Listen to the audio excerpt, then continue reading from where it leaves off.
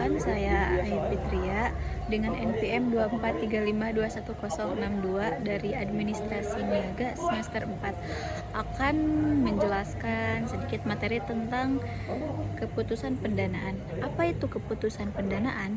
Keputusan pendanaan adalah kebijakan perusahaan dalam menentukan bauran sumber dana yang akan digunakan, apakah berasal dari modal sendiri atau pinjaman. Tujuannya adalah untuk meminimalkan biaya modal atau cost of capital dan memaksimalkan nilai perusahaan. Selanjutnya ada sumber-sumber pendanaan, ada pendanaan internal yang berasal dari perusahaan sendiri, yaitu laba ditahan, bagian laba yang tidak dibagikan sebagai dividen. Ada juga depresiasi, dana yang disisihkan dari penyusutan aset. Selanjutnya ada pendanaan eksternal, berasal dari pihak luar perusahaan, yaitu ada utang, pinjaman bank, memiliki kewajiban bunga dan pokok yang tetap. Lalu ada ekuitas, penerbitan saham baru atau setoran modal dari pemilik. Tidak ada kewajiban bunga, namun ada pembagian dividen. Selanjutnya ada struktur modal. Faktor yang mempengaruhi struktur modal adalah adanya stabilitas penjualan, yaitu penjualan stabil memungkinkan utang lebih besar. Struktur aset, perusahaan dengan banyak aset tetap lebih mudah mendapat pinjaman.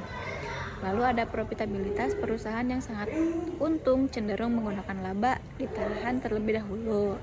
Selanjutnya ada teori pendanaan, yaitu diantaranya ada Modigliani-Miller teori atau teori, menyatakan bahwa dalam pasar sempurna tanpa pajak, struktur modal tidak mempengaruhi nilai perusahaan.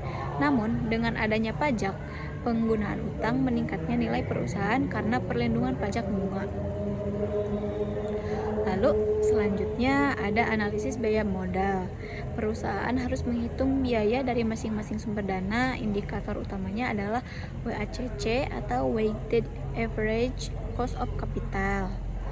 Lalu ada risiko dan keputusan pendanaan.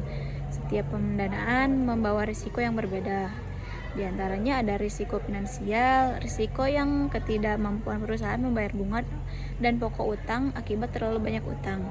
Lalu ada dilusi kepemilikan, terjadi jika perusahaan menerbitkan saham baru sehingga persentase kepemilikan pemegang saham lama berkurang. Lalu biaya keagenan, yaitu konflik kepentingan antara pemegang saham dan pemegang obligasi.